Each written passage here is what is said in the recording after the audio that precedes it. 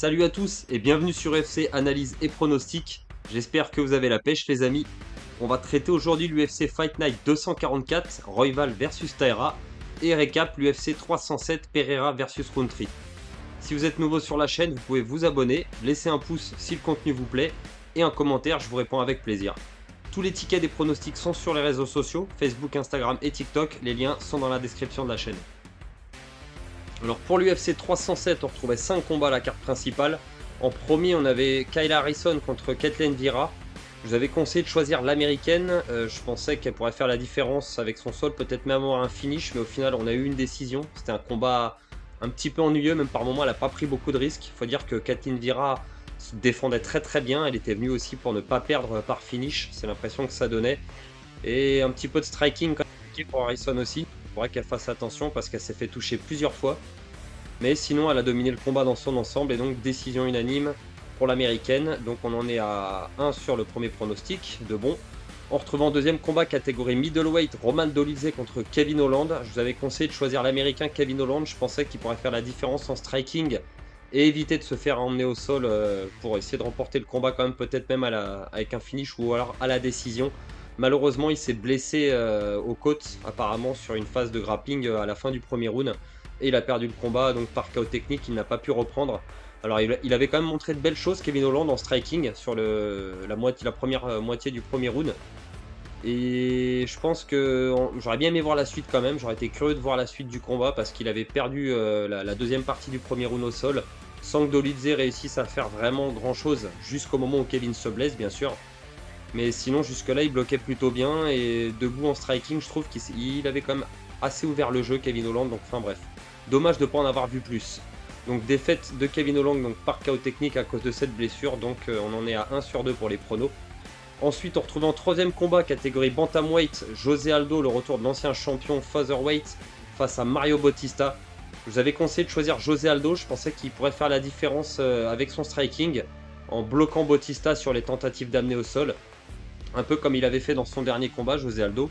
Et malheureusement, les juges en ont décidé autrement parce que pour moi, c'est un vol. José Aldo a clairement gagné ce combat. Même s'il a perdu le premier round, il a remporté le deuxième avec ses frappes significatives. Il a mis en danger Bautista en striking. Et dans le troisième, il a fait pour moi, il avait fait le taf. Être bloqué contre la cage, normalement, c'est pas censé être significatif de victoire pour les juges d'aujourd'hui. Mais il faut croire que ces juges-là, ils étaient restés bloqués 20 ans en arrière et qu'ils ont décidé autrement parce que 100% de défense de takedown pour José Aldo, plus de frappes significatives, il a mis en danger son adversaire, il a montré une volonté de vouloir aller chercher la victoire, à l'inverse de Bautista qui avait plutôt envie de bloquer le combat et surtout de ne pas perdre. Pour moi, il aurait dû perdre ce combat, comme d'ailleurs pour tout le monde, je pense, tous ceux qui ont vu le combat, que ce soit les commentateurs, n'ont pas compris la décision des juges. Dana White, il a même carrément gueulé derrière, donc gros vol. Donc bon, malheureusement, voilà, on trouve le bon pronostic, le combattant fait le taf et les juges en décident autrement. C'est comme ça, on peut rien y faire malheureusement. Donc défaite par décision pour José Aldo après un énorme vol. Donc on en est à 1 sur 3 pour les pronos.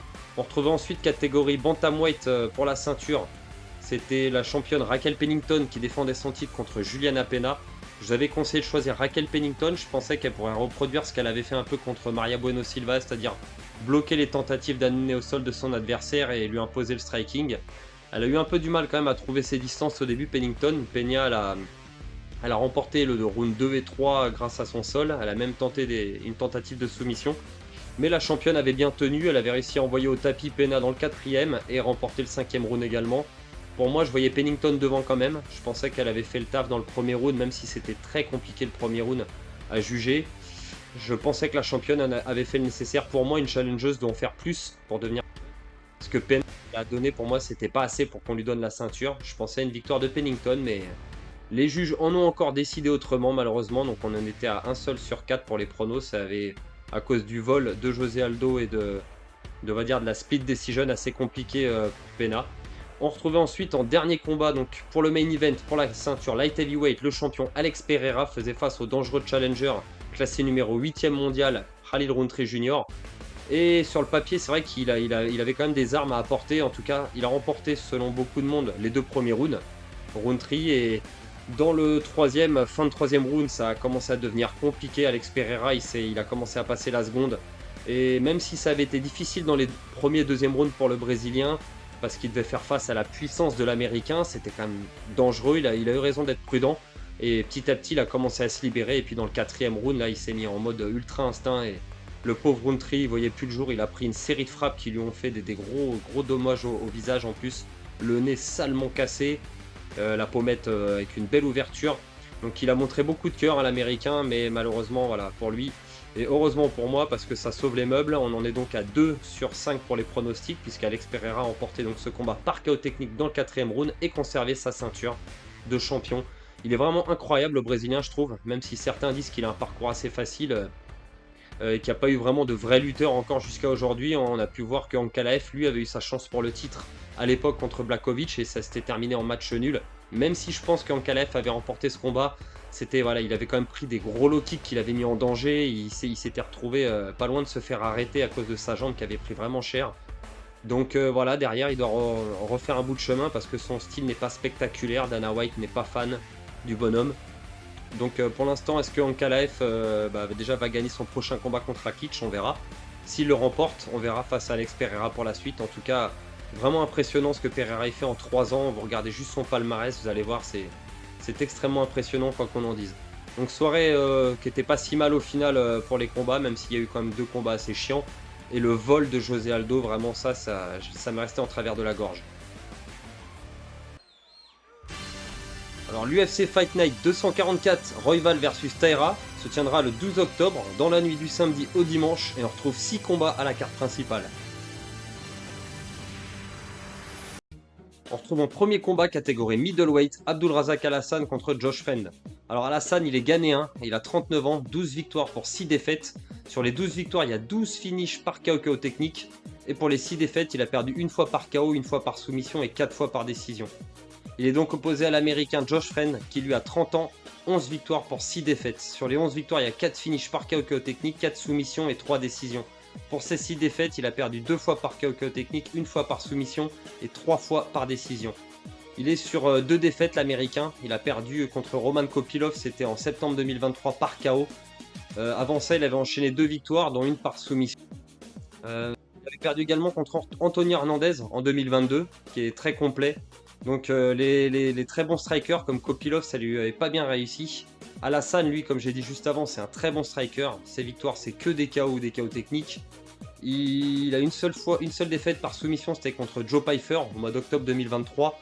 Mais sinon, il est très difficile à emmener au sol. Compliqué même si vous arrivez à l'emmener de le conserver au sol. Et d'aller surtout essayer de le soumettre. Josh Friend, je pense que le game plan, ce sera surtout d'essayer de coller à Razak Al-Hassan contre la cage, éviter le striking un maximum, essayer de le fatiguer et je pense, essayer de faire du grappling avec lui, mais ça me paraît compliqué. Je pense qu'il n'aura pas vraiment le choix de striker.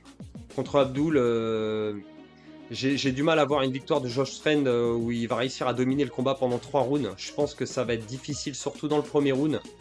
S'il réussit à passer le premier round à la limite et qu'il réussit à emmener Razak Al-Hassan au sol dans le deuxième ou le troisième, mais Josh Friend, c'est pas non plus un excellent lutteur. Donc ça me paraît quand même compliqué pour lui, surtout sur le premier round. On va aller regarder les cotes. On retrouve favori Al-Hassan avec une cote à 1,60 et une cote à 2,20 pour l'américain. Je pense que les forces d'Al-Hassan, ce sera surtout la puissance dans le premier round. Son striking sera supérieur à celui de Friend. Mais avec les défaites qu'il a eues par décision Al-Hassan, voilà, si par contre il laisse passer l'orage l'américain, il pourrait peut-être réussir à le coller contre la cage et éventuellement l'amener au sol et dominer le combat comme ceci jusqu'à la fin.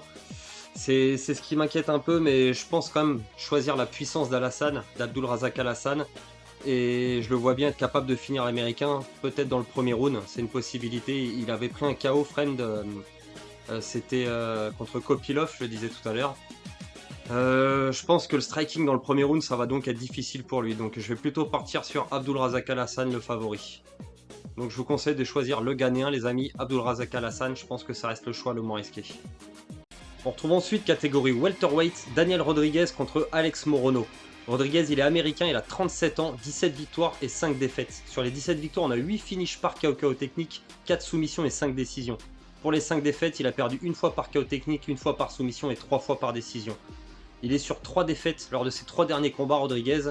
C'est pas terrible. Il est donc opposé à Alex Morono. Il est également américain, il a 34 ans, 24 victoires pour 10 défaites. Sur les 24 victoires, il y a 6 finishes par KO technique, 7 soumissions et 10 décisions. Pour ses 10 défaites, il a perdu 3 fois par KO technique et 7 fois par décision. Sur son dernier combat, il est sur une défaite contre Nico Price par décision unanime. Et avant ça, il avait battu Kurt McGee, c'était au mois d'avril 2024. Donc 2 combats sur l'année 2024 pour Morono. On va aller regarder les cotes. Alors on retrouve favori Daniel Rodriguez avec une cote à 1,46 et une cote à 2,53 pour Alex Morono. Il y a un énorme écart je trouve, parce que je trouve qu'il n'y a pas tant d'écart que ça entre les combattants. Daniel Rodriguez, il est quand même sur 3 défaites, comme je le disais juste avant. Il a perdu contre Neil Magny par soumission, c'était en novembre 2022. Et il s'était pris le high kick contre Yann Gary en 2023. Et il a perdu en middleweight contre Kevin Gastelum au mois de juin 2024. Avant ça, c'est donc sa dernière victoire remonte quand même à il y a 2 ans. C'était au mois de septembre 2022. Il avait battu Li Jingyang. Il était sur une belle série de 4 victoires quand même, où il avait battu également Mike Perry ou Kevin Lee. Mais depuis, c'est compliqué. Il s'est fait surprendre en striking contre Yann Gary et contre Gastelum. Il n'a pas fait un mauvais combat. Mais il a quand même été dominé. Il a envoyé pas mal de volume, mais Gastelum avait été plus précis. Contre Morono, j'ai peur que ça reproduise un peu de la même façon, parce que Morono, il peut avoir un peu le même profil que Gastelum, sauf qu'il va pas chercher le sol. C'est dans le sens où ça va vraiment être principalement les points, la boxe. Il envoie des crochets larges, Morono. Je lui donnerais quand même l'avantage de la puissance. Il est sur une défaite donc contre Nico Price, où il avait moyen de tenter de prendre sa revanche, parce qu'il avait déjà perdu contre Nico Price par le passé, mais il a perdu par décision. Il a manqué de cardio, j'ai trouvé Morono dans son dernier combat. Il avait battu Kurt McGee au mois d'avril 2024. Donc si on remonte en arrière, il avait perdu aussi contre Joachim Buckley et il avait quand même pris pas mal de coups au visage. Mais il avait quand même perdu à la décision, il s'était pas fait terminer. Il encaisse bien, Morono, il a un bon menton. C'est pas facile de le finir non plus. Il a quelques victoires par soumission. Il avait soumis à Tim Main, c'était par guillotine choc, c'était en mai 2023. Contre Rodriguez, je pense que ça va principalement être un combat de striking. Les deux, ils vont striker. Rodriguez, il aura les jambes. En plus, il va envoyer des low kicks, je pense, pas mal de middle aussi. Mais il a déjà 37 ans, il est sur 3 défaites. Il s'est fait finir une fois par Yann Gary. Pourtant, on a vu que contre Kevin Gastelum, comme je le disais tout à l'heure, il avait fait un beau combat, une bonne prestation quand même. Mais ça me paraît quand même difficile du coup de voir Rodriguez vraiment favori dans ce combat quoi. Du coup, quitte à être un peu 50-50 sur les deux, je me dis que Morono étant plus jeune, il encaisse bien. Et vu que Rodriguez va sûrement pas chercher à l'emmener au sol non plus, ça va principalement striker. Et la boxe de Morono, c'est vrai qu'elle est pas, c'est pas techniquement, c'est pas terrible. Mais il a quand même de la puissance, il est capable de sonner ses adversaires et de les terminer avec son punch. Donc je me dis une cote à 2,53, ça peut se tenter. Donc je partirai plutôt sur celui qui n'est pas favori du coup. Donc je vous conseille de choisir Alex Morono les amis. C'est pas le choix le moins risqué, restez prudent sur ce combat, mais ça vaut le coup de tenter sa cote. On retrouve ensuite en troisième combat catégorie strawweight Julia Polastri contre Cory McKenna. Alors Polastri elle est brésilienne, elle a 26 ans, 12 victoires et 4 défaites. Sur les 12 victoires, il y a 4 finishes par KO technique, 3 soumissions et elle a 5 décisions. Pour ces 4 défaites, elle a perdu 4 fois par décision. Son dernier combat d'ailleurs, c'était son premier combat à l'UFC. Elle l'a perdu par décision unanime contre c'était Kutson. C'est une adversaire, une suédoise qui est invaincue. Donc c'était pas simple pour son tout premier combat à l'UFC. Elle est donc opposée à Cory McKenna, qui est anglaise il me semble. Elle a 25 ans, 8 victoires pour 3 défaites en carrière. Sur les 8 victoires, 2 finishes par KO technique, 2 soumissions et 4 décisions. Pour ces 3 défaites, elle a perdu une fois par soumission et 2 fois par décision. Son dernier combat d'ailleurs c'est une défaite à l'UFC où elle a perdu donc par soumission au premier round. Elle s'est fait soumettre en moins de 2 minutes. On va aller regarder les cotes. On retrouve légèrement favori pour Polastri avec une cote à 1,73 et une cote à 2 tourons pour McKenna. C'est très très serré entre les deux. Vu que c'est un combat catégorie strawweight féminin, il y a de grandes chances que ça aille à la décision. Je donnerais quand même légèrement l'avantage à la brésilienne, même si elle a moins d'expérience à l'UFC que son adversaire. Elle est légèrement, on va dire légèrement, je pense, meilleure au sol. Elle a 3 victoires par soumission et je lui donnerai un léger avantage, je pense, avec les contrôles au sol peut-être. Après pour le striking, on n'a pas vu grand chose pour l'instant puisqu'elle a qu'un seul combat à l'UFC. Mais c'est un combat voilà, strawweight féminin, je vous conseille de rester très prudent sur ce combat-là les amis. Et de ne pas prendre de risques parce que tout peut arriver en fait et c'est vraiment pas simple à pronostiquer.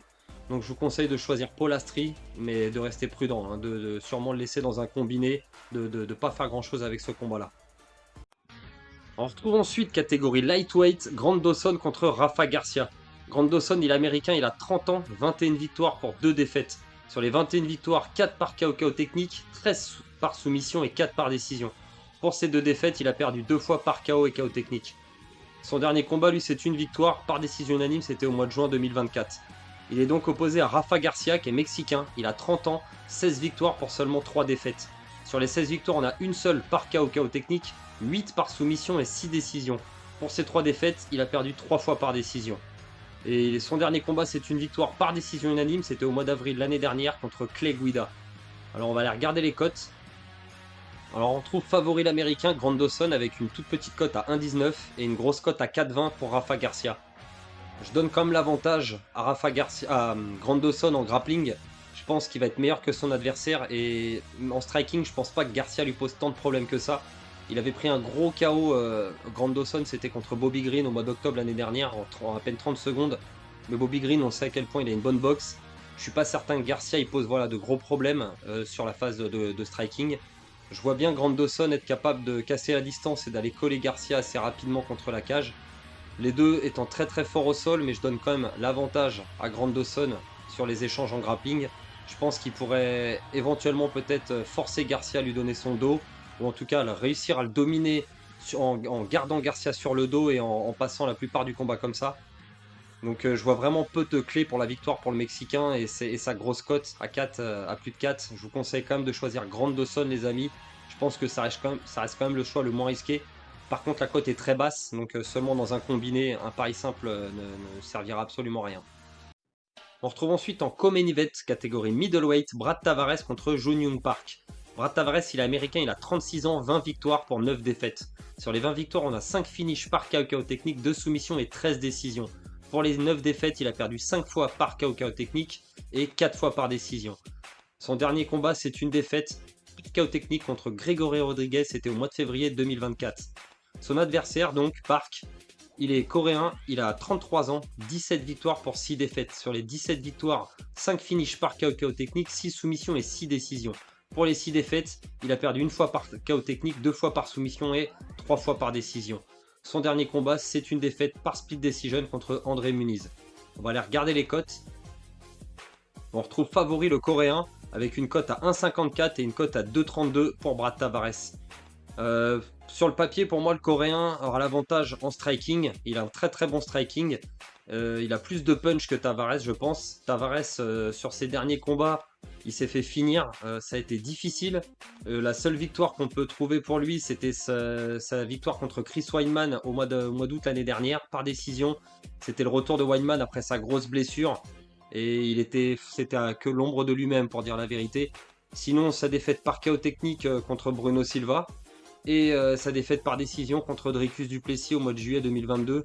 Donc sa dernière victoire avant ça, c'était en 2021 par split decision. C'est difficile sur les derniers combats pour Brad Tavares. Après, il a eu une opposition quand même. C'était Dricus, c'est juste le nouveau champion. Et Gregory Rodriguez, c'est quand même une machine qui est sur une sacrée lancée. Park, lui, il s'est fait contrôler au sol par Muniz pour son dernier combat. C'est pour ça qu'il a perdu par split decision. Avant ça, il avait battu le solide Albert Duraev, qui avait passé une bonne partie des premiers rounds à essayer d'emmener Park au sol, pour au final se prendre le bouillon debout et se faire soumettre à son tour. Donc Park, je le trouve assez complet, il est capable de résister à des potentielles tentatives d'amener au sol de Brad Tavares, imposer son rythme, parce qu'il impose un rythme quand même... je ne sais pas si Brad Tavares il va suivre, je pense qu'il pourra être dépassé vers la fin du deuxième round, et je vois quand même une victoire du Coréen. On pourrait avoir un finish, c'est possible, mais je vois quand même peut-être plutôt une victoire par décision. Brad Tavares, il est quand même solide. Donc je vous conseille de choisir le Coréen, les amis. Young Jung Park, je pense que je le vois bien remporter le combat par décision. Je pense que ça reste quand même le choix le moins risqué. Et on retrouve en main event, catégorie flyweight, Brandon Royval contre Tatsuro Taira. Royval, il est américain, il a 32 ans, 16 victoires pour 7 défaites. Sur les 16 victoires, 4 finishes par KO technique, 9 soumissions et 3 décisions. Et sur ces 7 défaites, il a perdu une fois par KO technique, une fois par soumission et 5 fois par décision. Son dernier combat, c'est une victoire par split decision contre l'ancien champion Brandon Moreno. Il est donc opposé au japonais Tatsuro Taira, qui a 24 ans, 16 victoires pour aucune défaite. Sur les 16 victoires, on a 5 finishes par KO technique, 7 soumissions et 4 décisions. Sa dernière victoire, c'est une victoire par KO technique contre Alex Perez. On va aller regarder les cotes. On retrouve gros favori le japonais avec une cote à 1,39 et une cote à 2,77 pour Royval. Il y a énormément d'écart entre les cotes, je trouve qu'ils n'ont pas respecté Royval. Parce que Tatsuro Taira, il est jeune et c'est un prodige, il est invaincu certes. Mais pour l'instant, sur le papier, il n'a pas non plus affronté encore les plus gros noms de la catégorie. On a effectivement pas mal de finishes, seulement 4 décisions. C'est un très bon striker. Contre Alex Perez, dès qu'il en avait l'occasion, il attrapait le clinch pour envoyer des coups. Il a un très bon coup d'œil, une bonne vista, il bouge bien. C'était un 5 rounds, mais ça s'est terminé avant, puisqu'il y a eu un finish au deuxième round. Alex Perez s'est blessé au genou, parce que Tatsuro Taira était sur son dos avec une fermeture en triangle, et Perez, il y a son genou qui a lâché. Mais sinon, pour l'instant, on l'a pas vraiment encore vu être emmené en eau profonde. Brandon Royval, effectivement, lui, ses 2 derniers combats, c'est des 5 rounds. Une décision split contre l'ancien champion, Brandon Moreno. Et avant, il avait perdu pour la ceinture contre le champion en place, Alexandre Pantoja, par décision également en 5 rounds au mois de décembre l'année dernière. Mais avant ça, il avait des belles victoires. Il a fini des gros noms dans la catégorie. Il y avait eu un KO contre Matheus Niccolo. Il avait soumis Matt Schnell au premier round. Les autres défaites qu'il avait eues en 2021 et 2020, c'était contre Pantoja et contre Brandon Moreno, donc par KO technique et par soumission. Mais depuis, donc Royval, il a pris sa revanche contre Moreno. Son combat aussi contre Kai Kara-France en 2020, où c'était vraiment il s'est passé, il y a eu des knockdowns de tous les côtés. C'est d'abord Kai Kara-France qui a knockdown légèrement en Royval, qui au moment de se relever, on voit un coup de coude retourné. Et au final, il a soumis Kai Kara-France dans le deuxième round. On sait à quel point Kai Kara-France, il est solide en striking. Et ce combat contre Moreno, contre Brandon Royval, c'est une pépite, je vous conseille d'aller le regarder. Donc ouais, je trouve que voilà, sur le papier, l'expérience est clairement du côté de Brandon Royval. Et c'est pour ça, et la cote, elle est vraiment énorme, je trouve qu'ils ont vraiment abusé. C'est un très bon striker également. Je pense que Taira, ils font la même taille tous les deux. Ça va être difficile aussi pour lui. Brandon Royval, je pense qu'il va envoyer beaucoup plus de volume en coups. Il a également donc de très bonnes soumissions, Taira également aussi, mais je donnerais l'avantage quand même en grappling à Royval, même si je pense que s'ils vont au sol, que Taira peut réussir à emmener Royval au sol et que l'américain se retrouve sur le dos, il pourrait être dangereux en soumission, il pourrait facilement se relever aussi, vu que c'est des flyweights, en général ils arrivent à se relever assez facilement. Donc l'avantage à Taira sur le striking comme le grappling, ça me paraît quand même compliqué pour lui. Et puis c'est un 5 rounds, imaginons que ça se passe pas comme d'habitude. Son game plan à Taira, c'est toujours, je pense, de chercher le finish, pas forcément d'aller chercher la décision. Et si passé le 3e et le 4e round, il commence à fatiguer, pour l'instant on n'a pas encore vu vraiment son cardio.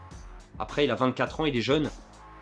Et c'est là où justement on pourrait le voir vraiment se faire tester. Là c'est vraiment le combat test pour le japonais, pour voir si c'est vraiment un des tout meilleurs. Et contre Brandon Royval, je pense qu'il va avoir fort à faire. C'est un combat qui est vraiment difficile à pronostiquer, les amis. Et vu l'écart de cotes, je pense que là on partirait sur l'un comme l'autre. Taira, il pourrait remporter le combat par finish, mais c'est difficile de finir Brandon Royval. Il est très solide. Et il est très complet également, donc je me demande s'il n'y a pas quelque chose à tenter avec l'américain. Sa cote à 2,77 est vraiment intéressante. Et je me dis qu'il a les armes pour battre le japonais, pour essayer de le déjouer, ne serait-ce qu'avec son agressivité et le volume qu'il va apporter en striking. Taira, il n'a pas vraiment encore affronté de l'adversaire de la trempe de Royval. Sa victoire contre Perez, bon bah Perez il s'est blessé au genou. Et avant ça, sur le papier, c'était une victoire sur Carlos Hernandez. Edgar Chéret, quand on regarde derrière, ils n'ont pas vraiment non plus brillé. Donc pour l'instant, voilà, Taira, je me demande si on le vend pas un petit peu trop beau pour l'instant. Il est très bon. C'est vrai que c'est déjà un génie, un prodige du MMA, puisqu'il a que 24 ans. Mais j'ai quand même peur pour lui face à l'expérience de Royval. Et je pense que la cote donc, de l'américain elle est intéressante à ce niveau-là. Donc je vous conseille de choisir l'américain, les amis, de tenter la grosse cote de Brandon Royval. Ça reste très risqué quand même, donc restez prudent. Mais elle est vraiment intéressante, donc ça vaut le coup de la tenter. Voilà les amis, on en a terminé. J'espère que ces pronos vont être bons. Je vous conseille tout de même de rester prudent. J'espère également qu'il ne va pas y avoir de changement sur la carte principale. On se retrouvera du coup la semaine prochaine pour une prochaine vidéo où on analysera l'UFC Fight Night 245. Où on retrouvera Anthony Hernandez contre Michel Pereira. Et on aura également Rob Font ou encore Matheus Niccolo sur la carte principale. Voilà les amis, il me reste plus qu'à vous dire de faire très attention avec les paris sportifs, c'est dangereux et risqué. Jouez toujours de façon ludique et réfléchie, de l'argent que vous pouvez vous permettre de perdre. C'est bien entendu interdit au moins de 18 ans. Si jamais vous êtes en détresse d'argent, n'hésitez pas à appeler le numéro qui est affiché à l'écran pour vous faire aider. Sur ce, je vous souhaite une excellente soirée et je vous dis à la semaine prochaine. Ciao à tous.